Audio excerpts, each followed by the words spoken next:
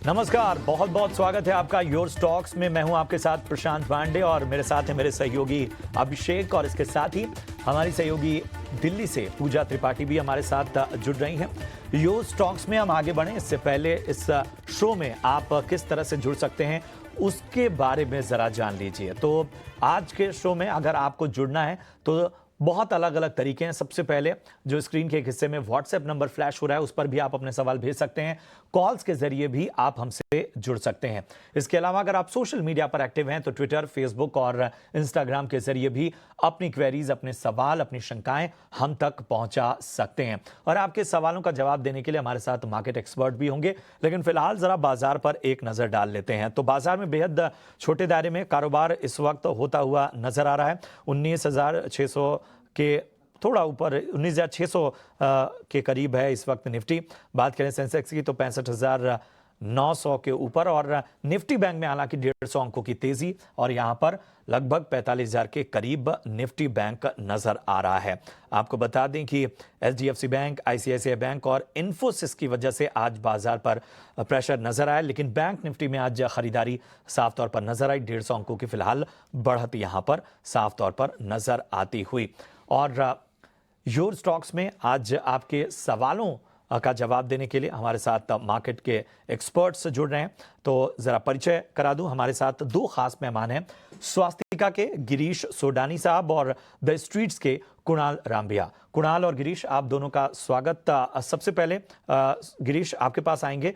बाजार बेहद छोटे दायरे में कारोबार कर रहा है, आपका खास नजरिया अभी के फिलहाल के बाजार पे।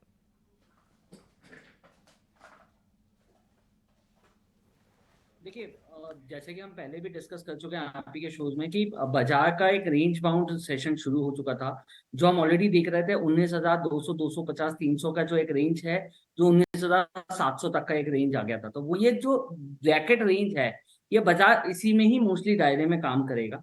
तो जो प्रपोजिशन है, जब तक बाजार 19,850 का एक दायरा क्रॉस नहीं करता है, तब तक बाजार इसी एक रेंज में रहना चाहिए। First thing. तो सेकेंड थिंग, क्योंकि हम ऑलरेडी बहुत अच्छे नंबर्स देख रहे हैं, जो क्वार्टर रिजल्ट्स भी आ रहे हैं कंपनीज के, ऑटो नंबर्स देख लें तो सब में थोड़ा सा पॉजिटिविटी है, इसलिए बाजार नीचे नहीं आ रहा। And the retail participation is huge. तो ये तीन पैरामीटर है जिसकी वजह से हम समझ रहे हैं कि बाजार एक बहुत अच्छे दायरे में है, बट एक अच्छी ग्रोथ प्रोजेक्शंस के साथ काम कर रहा है। वॉल्यूम्स भी अच्छे हैं स्टॉक्स के अंदर, नए एफआईज और डीआईज का जो होल्डिंग्स पैटर्न्स आ रहे हैं वो भी बेटर आ रहे हैं। तो ओवरऑल पूरा स्ट्रक्चर का पूरी फिल्म देखी जाए बाजार की तो बहुत अच्छी नजर आ रही है। राइट, तो स्ट्रक्चर काफ़ी अच्छा नज़र आ रहा है और इस वक्त निफ्टी और बैंक निफ्टी दोनों को ही देखेंगे तो निचले स्तरों से अच्छी रिकवरी। निफ्टी हालांकि दायरे में ही कारोबार कर रहा है, लेकिन बैंक निफ्टी में काफ़ी अच्छी रिकवरी यहाँ पर देखने को मिल रही, दिन की ऊपरी स्तर पर इस वक्त कारोबार कर रहा है। चलिए अब सवाल जवाब का सिलसिला शुरू करते हैं। सवाल पूछने का तरीका आपको बता ही दिया है और पहला सवाल हमें ट्विटर पर आया है, पीयूष का, बरेली से हैं ये, और इनका सवाल है यूनाइटेड स्पिरिट्स पर। 36 शेयर्स इन्होंने 1023 के भाव पर लिया हुआ। यूनाइटेड स्पिरिट्स अभी थोड़ी देर पहले एक अच्छी बाइंग भी आई है, स्टॉक आ चुका है 1% ऊपर और कंपनी के नतीजे भी काफ़ी अच्छे आए थे। पिछले एक महीने का अगर चार्ट देखें तो करीब करीब 100 अंकों की तेज़ी यूनाइटेड स्पिरिट्स दिखा चुका है। इनकी खरीद हाल फिलहाल की ही नज़र आ रही है और थोड़ा ऊपरी स्तरों पर इन्होंने यहाँ एंट्री कर ली है। गिरीश, क्या सलाह होगी आपको यूनाइटेड स्पिरिट्स पे, इनको क्या सलाह देंगे? मामूली नुकसान में है ये, बट कितना समय देना चाहिए और अगला लेवल्स आप क्या वॉच कर रहे हैं यूनाइटेड स्पिरिट्स में? देखिए, अगर यूनाइटेड स्पिरिट में 1 से 1.5 महीने का टाइम फ्रेम भी अगर लेके चलते हैं तो 997 का एक स्टॉप लॉस मेंटेन करें। मुझे ये लेवल 1040 के प्लस का ही दिखाई देता है। अगर हम ओवरऑल स्ट्रक्चर की बात करें तो ओवरऑल स्ट्रक्चर काफी पॉजिटिव है, क्योंकि स्पिरिट का मार्केट शेयर्स काफी इंप्रूव हुए हैं। अपार्ट फ्रॉम दैट, जो इनका रिसेंट नंबर्स भी आए थे वो काफी अच्छे थे। 82% ईयर ऑन ईयर बेसिस पे इन्होंने नेट प्रॉफिट में जंप करी है। तो ये प्रोजेक्शंस काफी इंप्रूवाइज होकर आते हैं। नए प्रोडक्ट लॉन्चिंग ऑलरेडी कंपनीज के पाइपलाइन के अंदर हैं। तो 1040, 1045 का एक लेवल तो डेफिनेटली नजर आएगा। बट अगर ये सस्टेन कर जाता है लेवल तो 1080 तक का लेवल भी ये देख सकते हैं 1.5 से 2 महीने के टाइम फ्रेम पे। तो होल्ड करके रखें।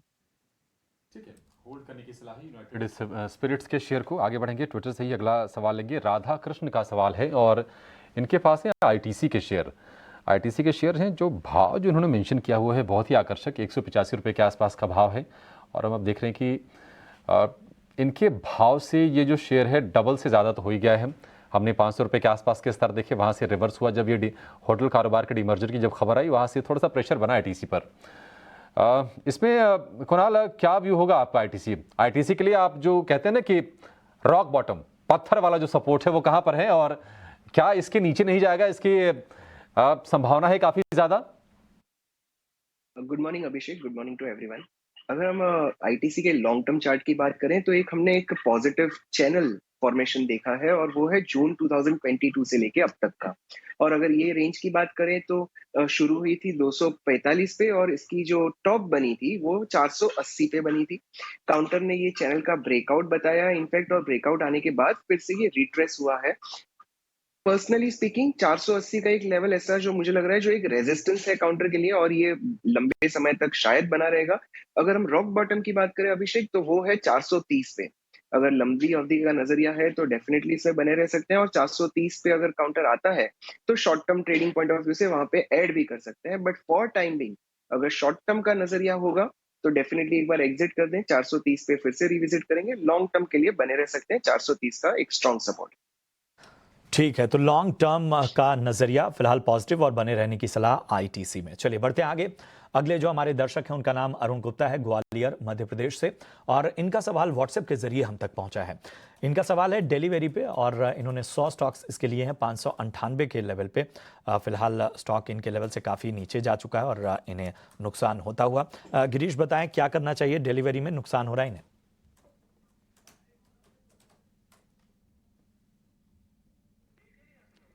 गिरीश, लगता है कुछ तकनीकी खामी है। कुणाल, आपसे ही इस पे नजरिया चाहेंगे। डिलीवरी के 100 स्टॉक्स लिए हैं अरुण जी ने और 598 के लेवल पर, फिलहाल इनके लेवल से काफी नीचे। हमने इसमें बहुत ही बड़ी गिरावट देखी थी। वो बनी थी 17 सितंबर के वीक में, 17 सितंबर 2022, और वहां से लेके अब तक अगर आप देखिए काउंटर का एक बिहेवियर तो एक कर्व फॉर्मेशन दिख रहा है चार्ट पे। और रेजिस्टेंस की बात करें तो 410 से लेके 415 के बीच का रेजिस्टेंस है।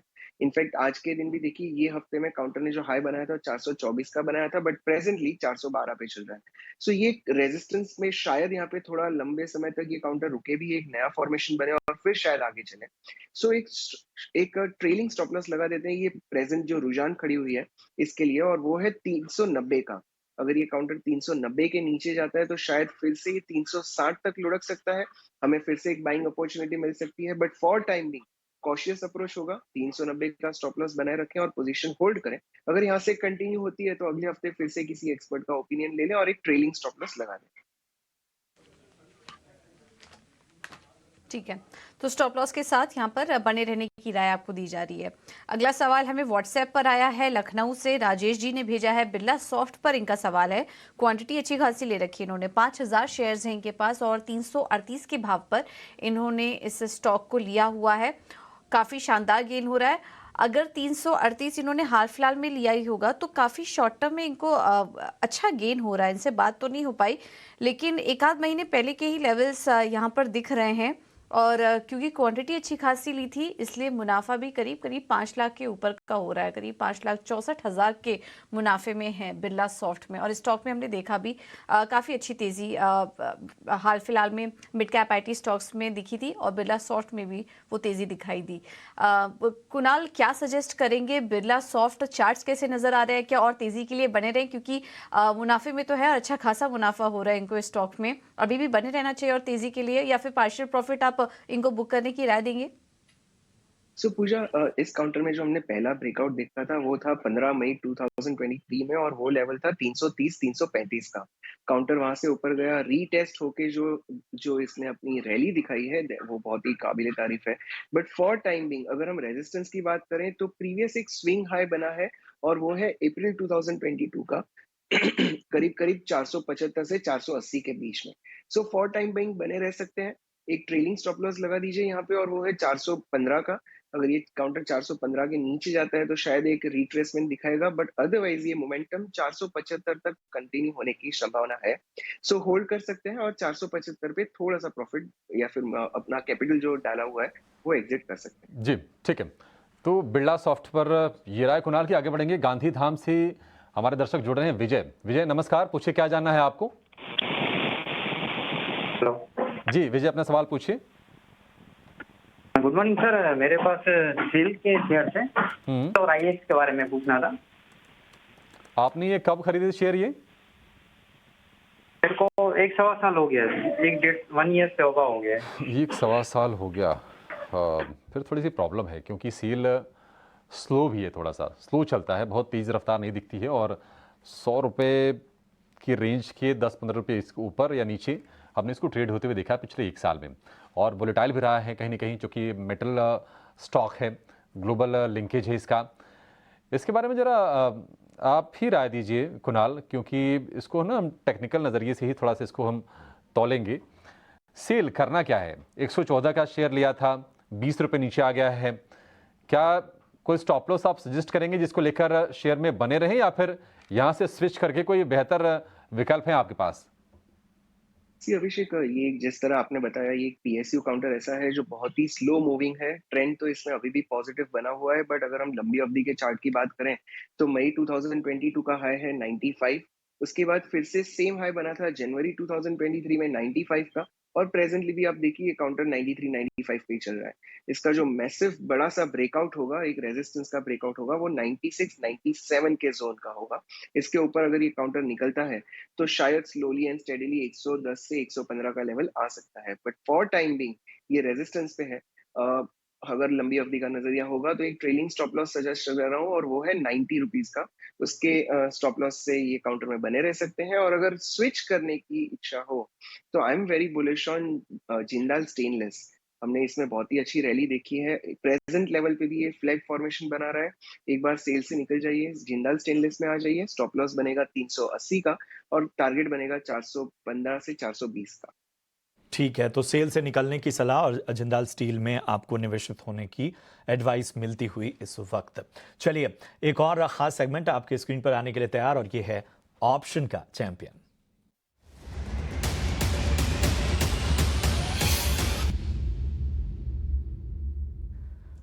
और ऑप्शन के चैंपियन बताने के लिए फिनवर्सिफाई की ध्वनि पटेल हमारे साथ जुड़ चुकी हैं। गुड मॉर्निंग ध्वनि, बताएं आज आपकी नजर कहाँ है? Good morning.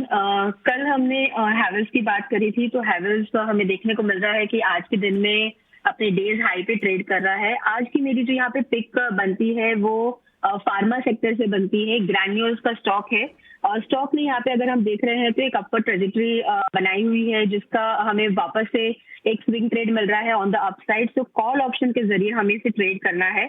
करंट लेवल से आप 325 का जो कॉल ऑप्शन बनता है ग्रैन्यूल्स का, उसको बाय करना है। यहाँ पे आप 14 रुपीज के पास इसका जो ब्रेकआउट आएगा वहां पे भी इसके अंदर मोमेंटम और बनता हुआ आपको दिखेगा। इसका जो स्टॉप लॉस यहाँ पे आपको मेंटेन करना है वो 10 का रहेगा। टारगेट जो यहाँ पे रहता है वो 20 का रहता है। लॉट साइज इसकी 2000 की है, तो थोड़ा इसे कॉशियस साइड पे यहाँ पे ट्रेड करें। मैक्स गेन जो इसके अंदर बनेगा तो आपका 12,000 का मैक्स गेन है। मैक्स लॉस इसके अंदर आपका 8,000 का रहेगा। मार्जिन रिक्वायर्ड जो है वो 28,000 का है। ध्वनि पटेल की ऑप्शन रणनीति, बहुत बहुत शुक्रिया करेंगे ध्वनि आपका इस अहम जानकारी के लिए और ये एडवाइस के लिए। तो यहाँ पर आपको ग्रैनुअल्स पर नजर रखनी है। कि ऊपरी स्तरों से फिसल के 19,600 के नीचे आ गया है, यानी कि जो जहाँ पर शुरुआत हुई थी वहाँ से जो प्रेशर बढ़ा, बहुत ज़्यादा दिक्कत नहीं है। लेकिन हाँ, लाल निशान में निफ्टी जरूर ट्रेड कर रहा है। निफ्टी बैंक से सपोर्ट मिल रहा है क्योंकि आज एसबीआई में रिकवरी है। 1% के आसपास की रिकवरी एसबीआई दिखा रहा है। एक्सिस बैंक में 1% के आसपास की तेजी है और इसके दम पर हम देख रहे हैं कि बैंक निफ्टी डबल सेंचुरी लगाकर 45,000 के ऊपर कारोबार कर रहा है। तो निफ्टी के मुकाबले बैंक निफ्टी का प्रदर्शन अच्छा है और वहाँ पर थोड़ा सा कॉन्सेंट्रेशन में हम देख रहे हैं कि फोकस भी बढ़ रहा है।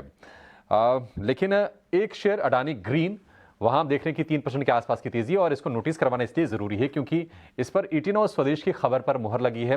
कतर इन्वेस्टमेंट अथॉरिटी ने इसमें करीब 3.3% के आसपास का हिस्सा लिया है और 3900 करोड़ रुपए की ब्लॉक डील की जो कल खबर आई थी, हमने आपको बताई थी कि ये जो ब्लॉक डील में जो हिस्सा लिया है ये कतर इन्वेस्टमेंट अथॉरिटी ने लिया है।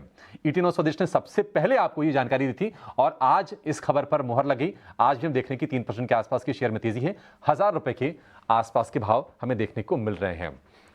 लेकिन बाजार पर हम और चर्चा करेंगे और आपके शेयरों पर हम राय भी लेंगे। लेकिन NIIT डीमर्जर के बाद आज NIIT लर्निंग सिस्टम्स की लिस्टिंग हुई।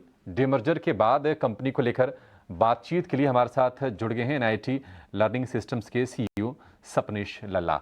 सपनेश जी, बहुत शुक्रिया आपका, स्वागत है आपका इटिनो स्वदेश पर। सबसे पहले हम आपसे ये जानना चाहेंगे सर, क्योंकि देखिए अगर हम ग्लोबली बात करें तो जिस तरह से अमेरिका में कंसर्न्स रहे हैं महंगाई को लेकर, डिमांड को लेकर, क्लाइंट एडिशन को लेकर, थोड़ी सी चैलेंजेस फेस किए पूरी की पूरी आईटी इंडस्ट्री ने। आप ये बताइए कि स्थिति में कितना सुधार हुआ है और क्या परिस्थितियां बदली हैं, फेवरेबल हो गई हैं, अब वो दिक्कत दूर हो गई है?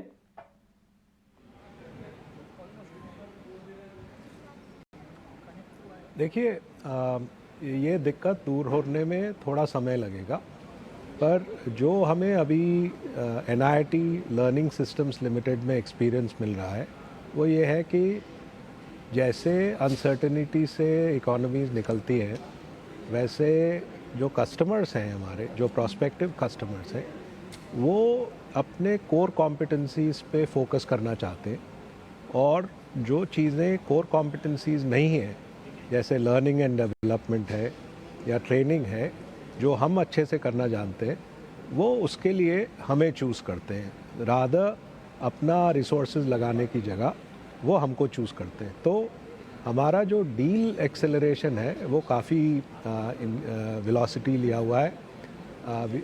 हम ज़्यादा नए कस्टमर्स लेके आ सक रहे हैं, और उससे हमारा थोड़ा जो एग्जिस्टिंग कस्टमर्स में कंजम्पशन कम है, हम उसको बैलेंस कर पा रहे हैं। Sapnish ji, good morning. Pooja Tripathi this side. आपके अगर फाइनेंशियल्स की बात करें, FY23 में तो 20% की ग्रोथ देखने को मिली थी। अब FY24 में किस तरह की ग्रोथ आप एक्सपेक्ट कर रहे हैं, उसका कुछ आउटलुक शेयर कीजिए।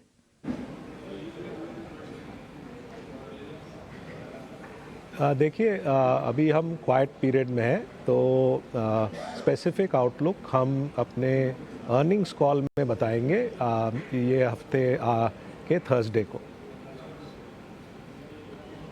ठीक है, ठीक है। सपनेश जी, एक चीज़ और बताइए कि कौन से नए कॉन्ट्रैक्ट्स कंपनी ने किए हैं और कौन से नए क्लाइंट्स आपने जोड़े हैं, और पाइपलाइन किस तरह की नज़र आ रही है?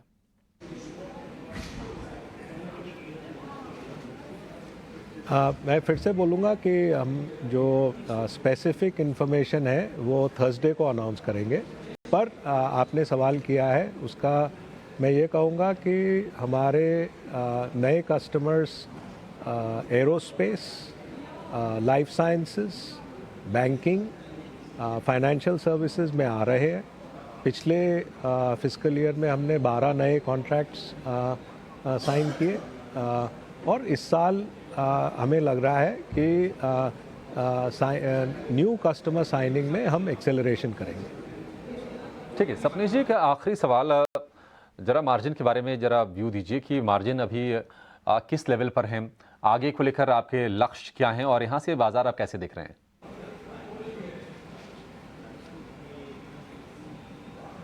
अभी हमारा मिड-20s में मार्जिन है पिछले क्वार्टर में। हमारा जो ये बिज़नेस है लॉन्ग टर्म 20% मार्जिन प्लस का बिज़नेस है।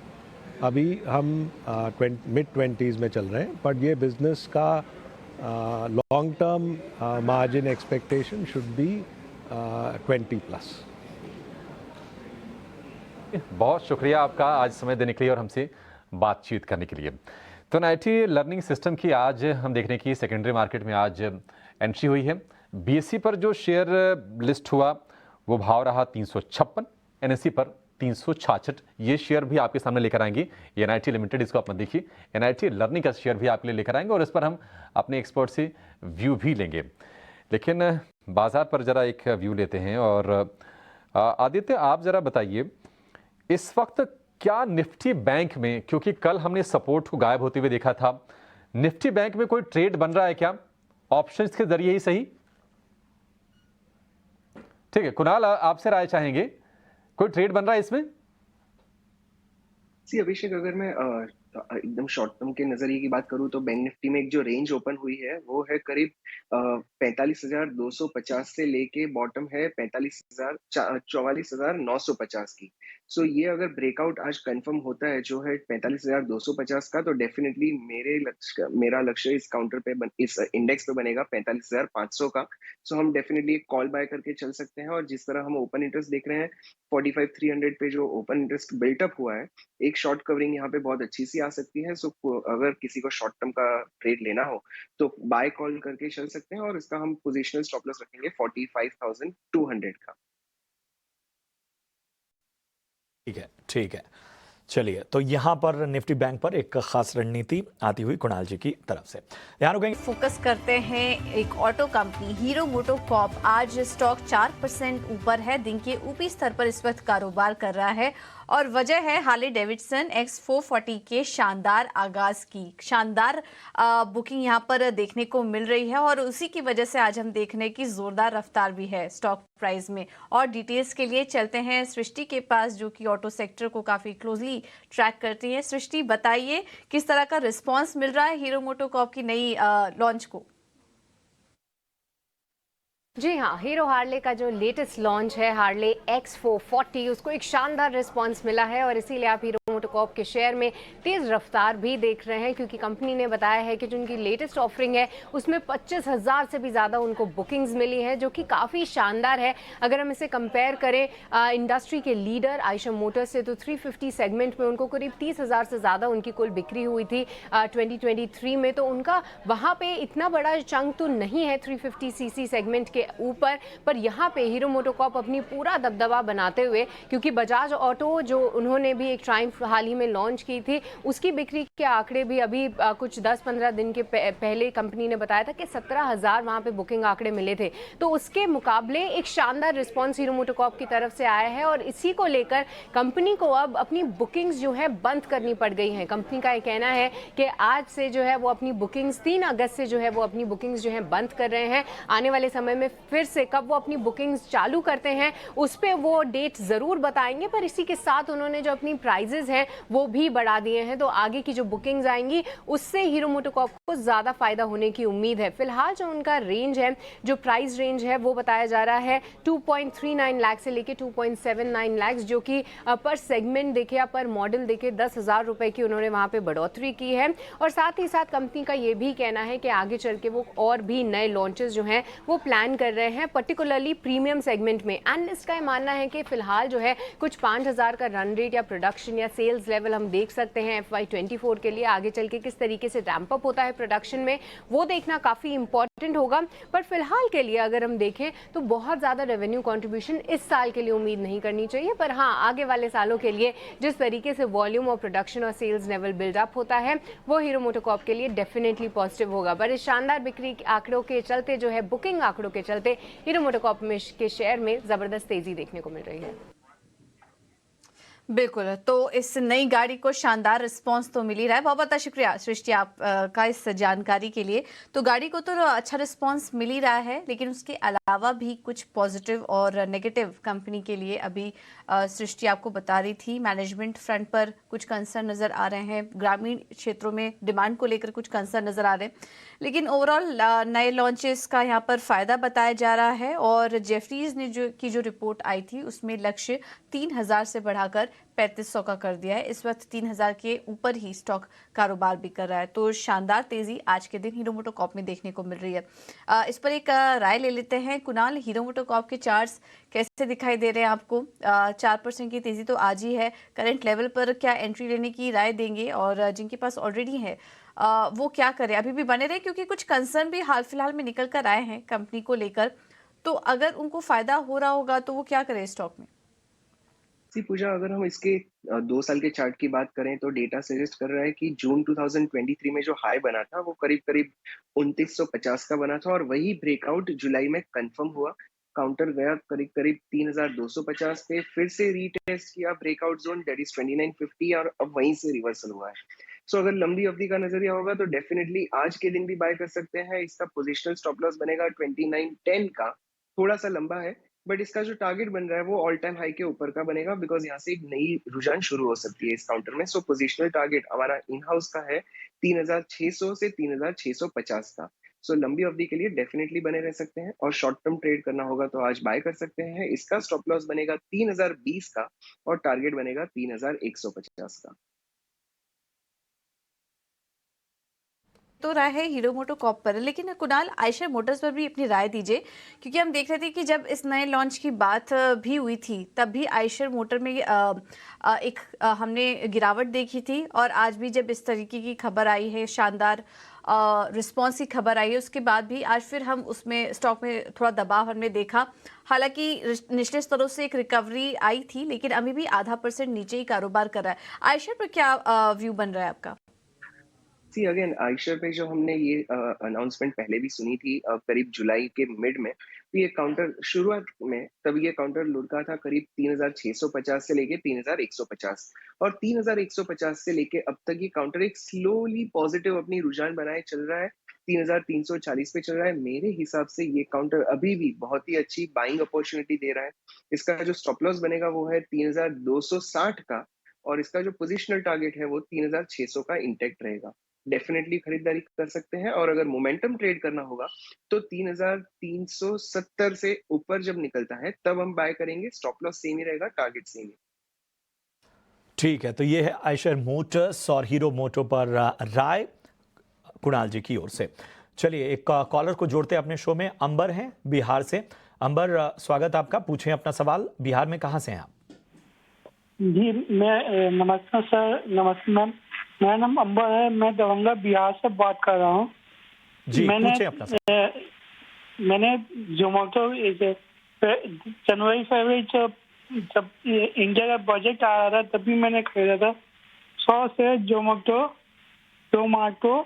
At the rate of 50 rupees. ठीक है, ठीक है। तो आगे का नजरिया चाहते हैं या शॉर्ट टर्म नजरिया? जब अदानी का फियोस्टा हो रहा था तभी मैंने खरीदा था। ठीक है, ठीक है, ठीक है। चलिए इस पे एक राय ले लेते हैं। गिरीश जी, आपसे राय चाहेंगे जोमेटो पे। हालांकि अच्छे लेवल पर इन्होंने लिया हुआ है। हमने देखा कि पिछले दिनों एक अच्छी खासी तेजी भी जोमेटो में नजर आई, हालांकि आज जो है वो प्रेशर में है स्टॉक। देखिए जोमेटो की जो कैलकुलेशन है वो बहुत सिंपल सी है, क्योंकि इन्होंने नए रिवाइज अपने फी स्ट्रक्चर्स के ऊपर भी काफी काम करा है, एंड जो एक टेस्टिंग फीस स्ट्रक्चर था वो काफी बेटरली साउंड कर रहा है, जो आगे उनके रेवेन्यू में काफी हेल्प करेगा। 2 रुपए पर प्लेटफॉर्म फीस के तौर पे ये लोग जो प्रोसेसिंग में थे ऑलरेडी इन्होंने सक्सीडली इसको अचीव कर लिया है। स्टॉक ने एक अच्छा रेंज बाउंड निकाला था 80-82 के रेंज से, और आगे ऑलरेडी चल रहा है। तो हमारा लेवल तो यही कि अगर इनको आगे 1 से 2 महीने की होल्डिंग के लिए रखना है तो एक 79 का स्टॉप लॉस मेंटेन करें, और आगे के लिए 120 से 125 का एक रेंज लेके चल सकते हैं 1 से 2 महीने के टाइम फ्रेम के लिए, और होल्ड करें इस स्टॉक। ठीक है, तो होल्ड करने की राय जोमेटो पर। हाल फिलहाल में पॉजिटिव ब्रोकरेज रिपोर्ट्स भी आई हैं, नतीजों में कमेंट्री भी अच्छी थी। आज थोड़ी मुनाफा वसूली है, लेकिन होल्ड करके चलिए जोमेटो में। अगला सवाल ले लेते हैं। हमारे साथ अगले दर्शक अमृतसर से जुड़े हैं करण जी, नमस्कार, अपना सवाल पूछिए। मैम मेरे पास फाइन ऑर्गेनिक के शेयर हैं 46। कब लिया था आपने ये करण जी? मैडम मैंने ये 8 दिसंबर को लिए थे 2022 को। ओके, ये हम थोड़ा भाव इसको ठीक करेंगे। 6105 पे लिया था आपने, राइट? 6105। हाँ, तो इसको करेक्ट कर लेते हैं हम, कुछ ज़्यादा थोड़ा एरर आ गया था।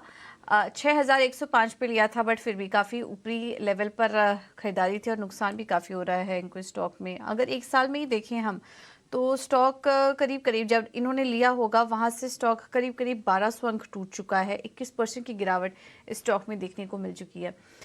फाइन ऑर्गेनिक, यहाँ पर गिरीश जी क्या सजेस्ट करेंगे? इनके खरीद प्राइस से तो स्टॉक काफ़ी नीचे आ चुका है। अब कोई रिकवरी, कुछ उछाल का संकेत आपको दिख रहा है चार्ट्स पर कि वहाँ से एग्जिट कर ले? क्योंकि इनके लेवल आने में तो थोड़ा समय लग सकता है, तो होल्ड करना चाहिए वो लेवल वापस से देखने के लिए, या फिर उछाल में एग्जिट करने की सलाह देंगे फाइन ऑर्गेनिक्स में?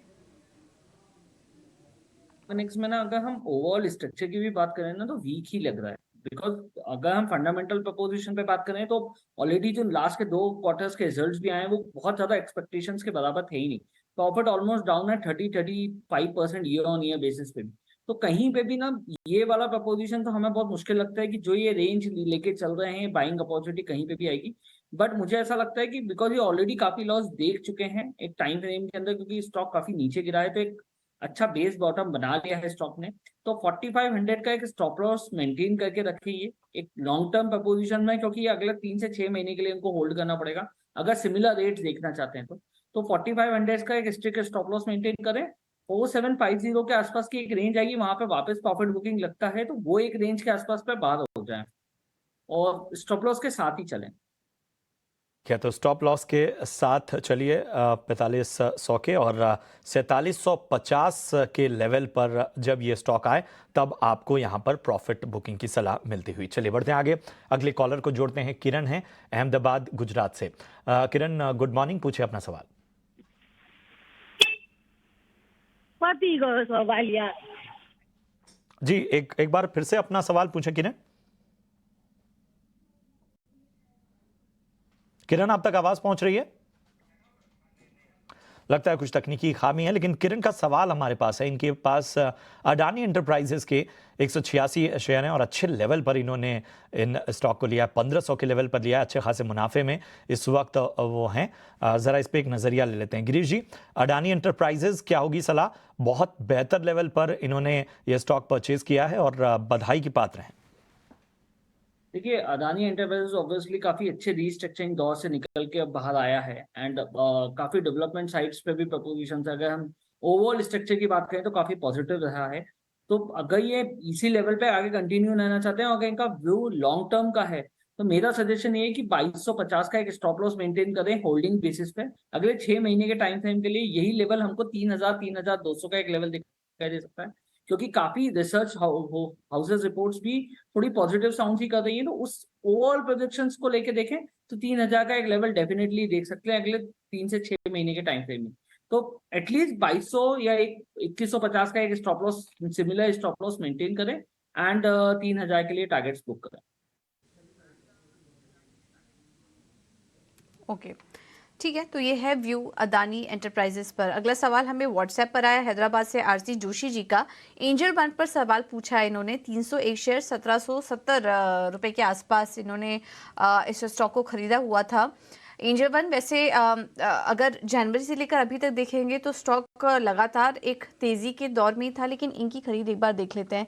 इनकी खरीद थोड़ी पहले की लग रही है, 1770, ये थोड़े पहले की खरीद लग रही है कि अप्रैल 2022 के आसपास की एंट्री इनकी लग रही है। वहाँ से स्टॉक नीचे ही है और वो लेवल्स दिखे नहीं दोबारा। इस स्टॉक की अगर बात करें तो अभी फिलहाल 1570 पर है। स्टॉक में अच्छी तेज़ी आई एक महीने में, अगर 3 महीने के भी चार्ट्स देखेंगे, और जनवरी से लेकर अभी तक भी स्टॉक काफ़ी ज़्यादा चल चुका है। बट कुणाल क्या सजेस्ट करेंगे एंजल वन में? खरीद तो काफ़ी पहले की लग रही है, ये लेवल्स क्या दोबारा आ सकते हैं स्टॉक में? इनको होल्ड करना चाहिए? पूजा, अगर हम ओवरऑल फॉर्मेशन की बात करें तो अक्टूबर 2021 से लेके अब तक ये काउंटर एक साइडवेज कंसोलिडेशन में रहा है और इसका जो स्ट्रॉन्ग रेजिस्टेंस चार्ट पे दिख रहा है वो है 1650 से 1675। काउंटर ने 2 से 3 बार वो लेवल क्रॉस करने की कोशिश की थी बट सस्टेन नहीं हो पाया और क्लोजिंग फिर से नीचे आ गई है। हमारे व्यूअर ने ऑलरेडी वही लेवल पे बाय किया है जो इसका रेजिस्टेंस है for time being, because chart में कुछ नेगेटिविटी नहीं है, इसमें बने रहने की सलाह होगी। एक ट्रेलिंग स्टॉप लॉस जरूर लगाना होगा, वो है 1460 का। 1460 के स्टॉप लॉस से इस काउंटर में बने रह सकते हैं। पहला टारगेट, अगर यहाँ से मोमेंटम ठीक से पिकअप होता है तो इसका पहला टारगेट बनेगा 1825 और उसके ऊपर इसका टारगेट बनेगा 2000 का। सो फॉर टाइम बीइंग बने रहने की सलाह। ठीक है, तो बने रहिए। आपके लेवल्स जल्दी यहाँ पर टेस्ट होते हुए नजर आएंगे और उसके बाद वापस से रिव्यू ले लीजिए एंजल वन में। हरियाणा से उन्होंने व्हाट्सएप के जरिए अपना सवाल हम तक पहुंचाया है और इनका सवाल ब्लू स्टार पर है। ब्लू स्टार के इन्होंने 2700 शेयर लिए हैं, 715 के भाव पे इन्होंने ये स्टॉक लिया हुआ है। फिलहाल उन्होंने अच्छी खासी क्वांटिटी में स्टॉक लिया है, मुनाफे में नजर आ रहे हैं। इनके लेवल से ऊपर फिलहाल स्टॉक 3 से 5 महीने का नजरिया चाहते हैं। कुणाल जी बताएं क्या करना चाहिए ब्लू स्टार में? मुझे इस काउंटर में ट्रेंड तो बहुत ही अच्छा दिख रहा है। अगर हम लंबी अवधि के चार्ट की बात करें तो ये काउंटर फरवरी से लेके अब तक एक clear higher top higher bottom बना चुका है। यस्टरडे का जो कल का जो सेल ऑफ था वो शायद थोड़ा मैसिव सा था, 3.5% नीचे था, बट आई थिंक इस काउंटर में बने रह सकते हैं। अगर 3 से 6 महीने का नजरिया होगा तो हमें इस बार स्टॉप लॉस जो सजेस्ट कर रहा हूँ वो है 695 का, 695 का स्टॉप लॉस रख के इस काउंटर में बने रह सकते हैं। आई थिंक 840 से 845 तक के लेवल्स इस काउंटर में अगले 3 से 4 महीने में हमें देखने मिल सकते हैं। ओके, तो ये है व्यू ब्लू स्टार पर। अगला सवाल ले लेते हैं। हमारे साथ चेन्नई से अगले दर्शक जुड़े हैं, अरुण जी नमस्कार। किस स्टॉक पर सवाल है आपका, पूछिए। हेलो, मेरे पास वेदांता पड़ा है 2225 शेयर।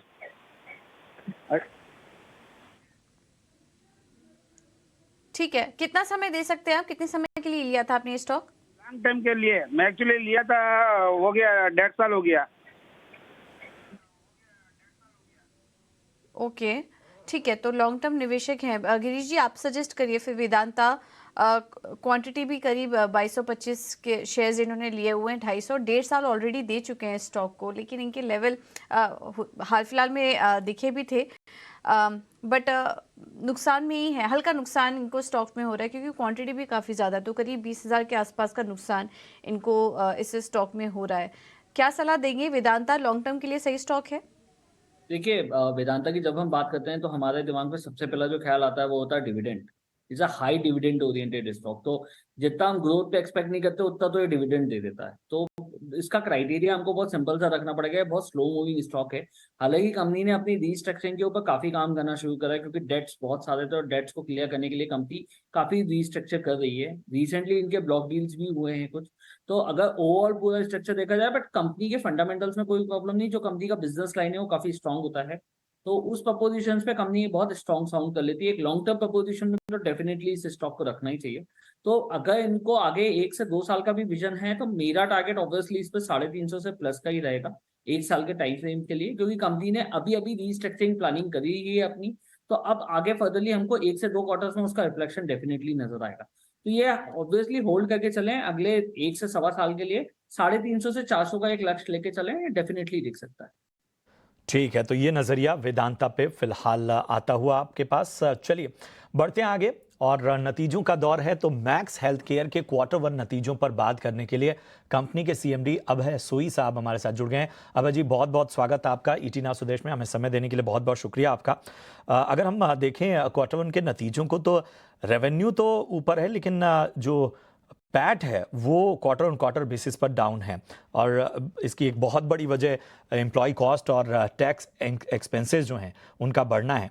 तो चूंकि कंपनी अभी एक विस्तार वाले दौर में है, तो क्या हमें आगे भी जो है वो हायर एम्प्लॉय कॉस्ट नज़र आने वाली है? किस तरह की विस्तार योजना है आपकी और टैक्स एक्सपेंसेस को आप किस तरह से देख रहे हैं? क्या नज़रिया होगा? देखिए, जो हॉस्पिटल का कारोबार होता है वो सीजनल होता है और हर साल आप देखेंगे कि जो पहला क्वार्टर होता है, क्योंकि उसमें छुट्टियां होती हैं, जून में डॉक्टर्स भी लीव पे होते हैं, तो हर साल जो उसका पहला क्वार्टर होता है वो वीकेस्ट क्वार्टर होता है। ये हमारा 11वां ईयर एंड ईयर ग्रोथ का क्वार्टर है और हाईएस्ट एवर क्वार्टर रहा है हिस्ट्री ऑफ द कंपनी में। और पिछले 11 क्वार्टर से हम यही नंबर्स देखते आ रहे हैं और इसकी कोई स्थिति नहीं है, कोई ऐसा नहीं है कि ये चीज थमेगी आगे जाके।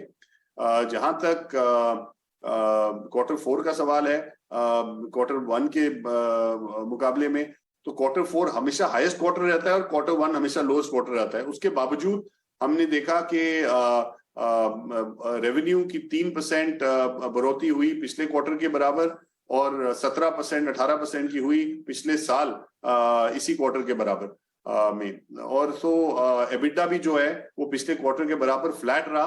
हालांकि 1 अप्रैल को हमारी जो सैलरीज हैं वो बढ़ती हैं, क्योंकि साल की तो जब भी उससे एम्प्लॉय और एम्प्लॉय कॉस्ट बढ़ता है। इसके नतीजे ये होता है कि रेवेन्यू में वीक क्वार्टर होता है नॉर्मली फर्स्ट क्वार्टर, और जो उसके कॉस्ट होती है हायर होती है, तो एबिटा कम होता है फोर्थ क्वार्टर से, लेकिन हमने इस टाइम देखा कि हमारा आरपॉप बढ़ा और हमारा रेवेन्यू ग्रोथ भी मार्जिनली हुआ और पिछले क्वार्टर के मुकाबले हमारा एबिटा और एबिटा पर बेड दोनों फ्लैट रहे और ये बहुत ही पॉजिटिव चीज है जो निकली है इस क्वार्टर में।